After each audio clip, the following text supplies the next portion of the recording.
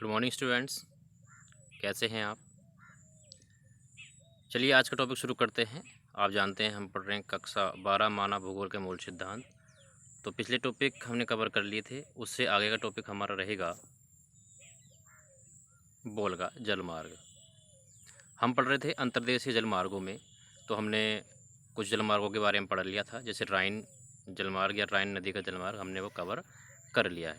ठीक है, आज हम पढ़ेंगे बोलगा जलमार्ग और उससे आगे के टॉपिक। तो देखिए, बोलगा जलमार्ग बोलगा नदी पर है। बोलगा नदी यूरोप की एक नदी है। बोलगा नदी यूरोप तथा यूरोपीय रूस की सबसे लंबी नदी है तथा रूस का महत्वपूर्ण जलमार्ग है ये बोलगा जलमार्ग। बाल्डाइक पहाड़ी पर 665 फुट ऊंचाई पर स्थित स्रोत से निकलकर यह नदी 1300 मील लंबे घुमावदार मार्गों से होती हुई कैस्पियन सागर में गिरती है और मुहाने पर डेल्टा बनाती है। रूस में अत्यधिक संख्या में विकसित जलमार्ग पाए जाते हैं, जिनमें से बोलगा सर्वाधिक महत्वपूर्ण है। यह 11,200 किलोमीटर तक नौकायन की सुविधा प्रदान करती है तथा कैस्पियन सागर में मिल जाती है। बोलगा मास्को प्रदेश से तथा बोलगा डॉन नहर काला सागर से जोड़ती है। तो इसको थोड़ा ध्यान से देखिएगा, थोड़ा हार्ड पड़ सकता है, लेकिन जब बार बार हम इसको कोशिश करेंगे तो समझ में आ जाएगा। इसके साथ साथ इसमें मैप भी आपको दिखाए जाएंगे, तो मैप के हेल्प से भी आप थोड़ा कवर करने का प्रयास करेंगे। तो ये हमारा है बोलगा जलमार्ग। इसमें दे रखा देखो, जो एरो लग रहा है, जो हमारा ये, मैं इसको हाईलाइट करने का प्रयास करूँगा। ये जो हमारा है, ये जो हमारा पोर्शन है, ये हमारा है बोलगा जलमार्ग। तो इसको आप एक बार देख लेंगे तो ये हमारा बोलगा जलमार्ग है। कहाँ से कहाँ तक जाता है इसको आप ठीक से देख सकते हैं। देखो नीचे भी लिखा हुआ है मॉस्को बोलगा कैनाल, यानी मॉस्को से जाती हुई बोलगा जलमार्ग, और जो कि बोलगा रिवर के माध्यम से बना हुआ है। ठीक है, आगे आता है हमारा मिसिसिपी जलमार्ग। तो देखिए, मिसिसिपी जलमार्ग संयुक्त राज्य अमेरिका के आंतरिक भागों को दक्षिण में मैक्सिको की खाड़ी के साथ जोड़ता है। यह लंबे स्टीमर इस मार्ग के द्वारा मिनियापोलिस तक जा सकते हैं।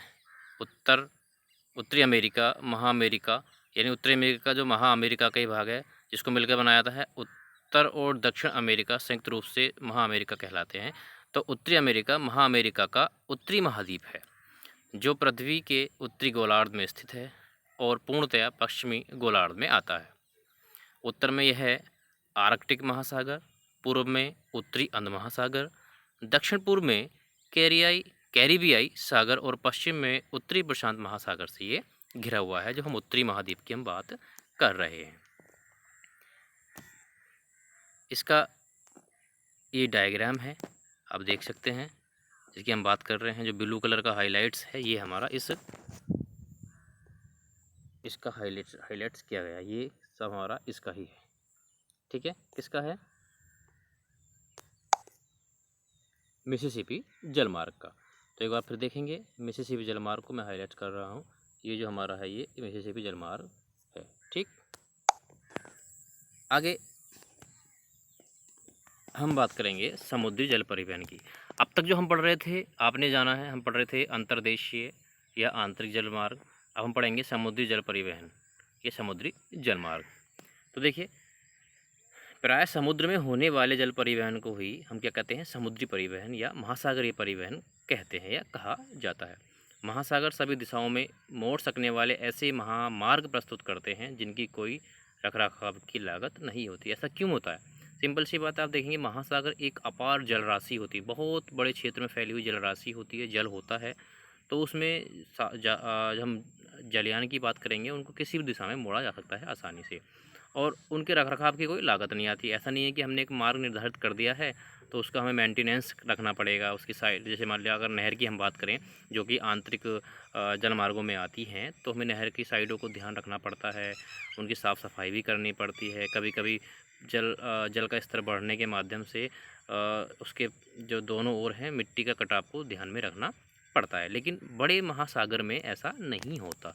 तो ये जो कहा जा रहा है कि इन जिनके रखरखाव की कोई लागत नहीं होती है, इसी उद्देश्य से कहा गया है।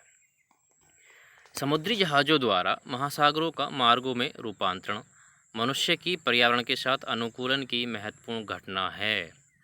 एक महाद्वीप से दूसरे महाद्वीप तक स्थूल पदार्थों का लंबी दूरियों तक समुद्री परिवहन स्थल और वायु परिवहन की अपेक्षा सस्ता पड़ता है। आधुनिक यात्री जहाज और मालवाहक पोत, राडार, बेतार के तार व अन्य नौ परिवहन संबंधी सुविधाओं से लैस होते हैं। इसमें बात कही जा रही है कि जो आधुनिक जहाज हैं जिनमें हम यात्रियों को ढोते हैं या बड़े वस्तुओं को या सामान को या माल को ढोते हैं, तो वो क्या है, आधुनिक जैसी सभ्यता हो रही है आधुनिक, उसके अकॉर्डिंग ही वो अपडेट हो गए हैं। यानी उनमें राडार होती है, उनमें मोबाइल फ़ोन भी कार्य करते हैं, उनमें दिशा सूचक यंत्र भी लगे होते हैं। मतलब काफ़ी सारी सुविधाएं उसके अंदर होती हैं जो आधुनिक जलपोत होते हैं। ठीक है, आगे बढ़ते हैं। तो ये हमारा समुद्री जल परिवहन का एक छोटा सा डायग्राम है। आप देख रहे हैं बहुत बड़ा सागर महासागर इसमें दिख रहा है जो ब्लू कलर का है, और इसमें हम केवल परिवहन को हम देख रहे हैं। ये हमारा परिवहन का मतलब ये जहाज ये परिवहन की प्रक्रिया को पूरा कर रहा है। और ये पूरा हमारा जो इतना बड़ा है, ये पूरा ब्लू ये पूरा हमारा क्या है, एक महासागरीय क्षेत्र है। इसलिए इसको हम समुद्री जलमार्ग कह रहे हैं, समुद्री परिवहन कह रहे हैं। आगे इसमें दे रखा है आगे, शीघ्र नाशवान वस्तुओं के लिए प्रशीतन कोष्ठक टैंकरों और विशेषकृत जहाज़ों ने नौभार के परिवहन को उन्नत बना दिया है। कंटेनरों के प्रयोग ने विश्व की प्रमुख पत्तनों पर नौभार के निपटान को सरल बना दिया है। यानी आधुनिक जो हमने जहाज़ों की बात की थी, आधुनिक हमने जो जलपोतों की बात की थी, उसमें प्रशीतन कोष्ठक भी होते हैं, यानी जिनको हम चिलर कह सकते हैं, जिनमें हम ऐसी वस्तुओं को रख सकते हैं जो जल्दी नाश होती हैं, लेकिन ठंडाई के यानी उनके अंदर कूलिंग प्लांट की वजह से वो आसानी से दूर स्थान तक पहुंच सकती है, सड़ने से बच जाती है। ठीक है, अब हम बात करेंगे विश्व के प्रमुख समुद्री मार्गों की। तो देखिए, विश्व के प्रसिद्ध समुद्री मार्गों में आता सबसे पहला हमारा उत्तरी अटलांटिक समुद्री मार्ग। इसके बारे में थोड़ा जान लेते हैं। यह मार्ग औद्योगिक दृष्टि से विकसित विश्व के दो प्रदेशों उत्तरी पूर्वी संयुक्त राज्य अमेरिका और पश्चिमी यूरोप को मिलाता है। विश्व का 1/4 विदेशी व्यापार इसी मार्ग के द्वारा परिवहित होता है। इसलिए यह विश्व का व्यस्ततम यानी व्यस्ततम व्यापारिक जलमार्ग है। दूसरे अर्थों में इसे बृहद ट्रंक मार्ग भी कहा जाता है। ये हमारा इसका थोड़ा सा डायग्राम है जो पश्चिमी यूरोप को मिला रहा है, किससे, अमेरिका को। उत्तरी अटलांटिक समुद्री मार्ग के लिए कहलाता है क्योंकि उत्तरी अटलांटिक महासागर के उत्तर में यहाँ से बात करते हैं। तो सबसे पहले आपको ये समझना होगा कि हमारा अटलांटिक महासागर कौन सा है। जो हमारा ये जो है हमारा ये हमारा अटलांटिक महासागर है। तो उत्तरी अटलांटिक महासागर की बात करें यहाँ से, और किसको मिलाता है, अमेरिका को मिलाता है, यानी काफ़ी स्थानों को ये आसानी से मिला देता है। इसको हम कहते हैं उत्तरी अटलांटिक मार्ग। आगे आता है हमारा भूमध्य सागरीय हिंद महासागरीय समुद्री मार्ग। यह समुद्री मार्ग प्राचीन विश्व के हृदय स्थल कहे जाने वाले क्षेत्रों से गुजरता है और किसी भी अन्य मार्ग की अपेक्षा अधिक देशों और लोगों को सेवाएं प्रदान करता है। पोर्ट सईद, अदन, मुंबई, कोलंबो और सिंगापुर इस मार्ग की महत्वपूर्ण पत्तनों में से एक हैं। यानी इस मार्ग पर पड़ने वाले प्रमुख पत्तन हैं जो भूमध्य सागरीय हिंद महासागरीय समुद्री जलमार्ग है। अब हम बात करेंगे स्वेज नहर मार्ग की। स्वेज नहर मार्ग, देखिए इसके बारे में। स्वेज नहर का निर्माण 1869 ईस्वी में मिस्र में उत्तर में पोर्ट सईद एवं दक्षिण में स्थित पोर्ट स्वेज के मध्य भूमध्य सागर एवं लाल सागर को जोड़ने के लिए किया गया था, यानी जोड़ने हेतु किया गया था।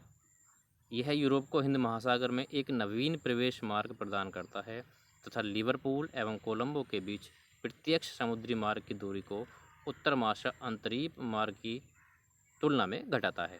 यह जलबंधकों से रहित समुद्री सतह के बराबर नहर है जो लगभग 160 किलोमीटर लंबी है और 11 से 15 मीटर गहरी मानी गई है।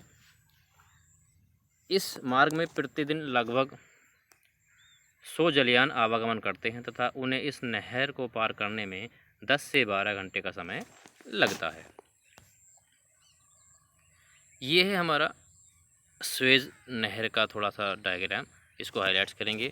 तो देखिए ये हमारा रेड सी है, ये हमारा दूसरा है भूमध्य सागर है, ठीक है। अब इसको जोड़ने वाला जो हमारा नहर है जिसको स्वेज नहर कहते हैं, तो हमारा ये हाईलाइट्स है, मैं यहाँ पे दिखा रहा हूँ। इतना पोर्शन जो हम देख रहे हैं हल्का सा, इसको मैं और डिवाइड कर देता हूँ। ये हमारा जो भाग है, एक बार थोड़ा देख लीजिए, ये भाग हमारा क्या है, स्वेज नहर हमारा ये है। यानी इन दोनों महासागरों को जोड़ने के लिए, इन दोनों जल राशियों को जोड़ने के लिए जो नहर बनाई गई थी उसे स्वेज नहर मार्ग कहते हैं।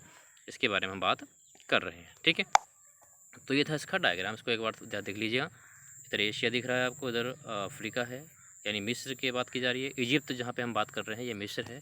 तो इस स्थान के बारे में आप ध्यान से देख लीजिएगा। आगे हम बात करते हैं पनामा नहर की। तो देखिए यह नहर पूर्व में अटलांटिक महासागर को, यानी अटलांटिक महासागर जो पूर्व में है, अटलांटिक महासागर को पश्चिमी प्रशांत महासागर से जोड़ती है। इसका निर्माण पनामा जलडमरू मध्य के आर पार पनामा नगर व कोलोन के बीच संयुक्त राज्य अमेरिका के द्वारा किया गया, जिसमें दोनों ही ओर के 8 किलोमीटर के क्षेत्र को खरीदकर इसे नहर मंडल का नाम दिया गया। यह नहर लगभग 72 किलोमीटर लंबी है, जो लगभग 12 किलोमीटर लंबी अत्यधिक गहरी कटान से युक्त है। यानी 12 किलोमीटर ऐसी है जो अत्यधिक गहरी है और कटान युक्त है, उसमें कटाव भी होता रहता है। इस नहर में कुल 6 जलबंधक तंत्र हैं तथा जलयान पनामा की खाड़ी में प्रवेश करने से पहले इन जलबंधकों से होकर विभिन्न ऊंचाई के समुद्री सतह को पार करते हैं। जलबंधक का मतलब है, कभी कभी क्या होता है इसमें, ये नहर जो है इसमें जल का स्तर बढ़ाया जाता है। जल का स्तर बढ़ाने के बाद इसके ऊपर से जहाज़ों को क्रॉस किया जाता है और फिर जल स्तर वो घट जाता है, ठीक है। तो ये हमारे जलबंधक के बारे में बात की जा रही है। छोटा सा डायग्राम आप देखेंगे, थोड़ा पहले इसके बारे में और पढ़ लीजिए। इस नहर के द्वारा समुद्री मार्ग से न्यूयॉर्क एवं सैन फ्रांसिस्को के मध्य लगभग 13,000 किलोमीटर की दूरी कम हो गई है। इसी प्रकार पश्चिमी यूरोप और संयुक्त राज्य अमेरिका के पश्चिमी तट, उत्तरी पूर्वी और मध्य संयुक्त राज्य अमेरिका और पूर्वी तथा दक्षिणी पूर्वी एशिया के मध्य की दूरी भी कम हो गई है। इस नहर का आर्थिक महत्व स्वेज नहर की अपेक्षा कम है, फिर भी दक्षिणी अमेरिका की अर्थव्यवस्था में इसकी महत्वपूर्ण भूमिका है। तो थोड़ा सा हाईलाइट्स यहाँ पे दिया गया है, एक बार इसको आप दोबारा से रिवाइज करेंगे आसानी से तो समझ में आ जाएगा आपको, ठीक है। और अभी हम बात करते हैं पनामा जो नहर है उसके थोड़े से डायग्राम के बारे में। ये देख लीजिए, ये जो रेड कलर का हाईलाइट्स है इसको हम पनामा कैनाल के नाम से जानते हैं। लिखा हुआ है पनामा, ठीक है। पनामा की पूरी संरचना यहाँ से दे रखी हुई है। ये हमारा पनामा नहर का पूरा एक क्षेत्र है, ठीक है। जिन जिन स्थानों से होकर के गुजरती है, ये पनामा के बारे में बात की जा रही है। तो आज के वीडियो में इतना ही। हम अगले वीडियो में कुछ अगले टॉपिक के साथ में हाजिर होंगे अगली क्लास में। तब तक के लिए आप इसको बार बार रिवाइज करते रहिएगा। जहाँ समझ नहीं आता है तो वीडियो को रोक करके यूज़ करके बार बार देखें। पुस्तक की हेल्प भी ले सकते हैं, बुक की हेल्प ले सकते हैं, जिससे आपको अच्छी समझ में आएगा। तो मिलते हैं अगले वीडियो में, तब तक के लिए जय हिंद, जय भारत।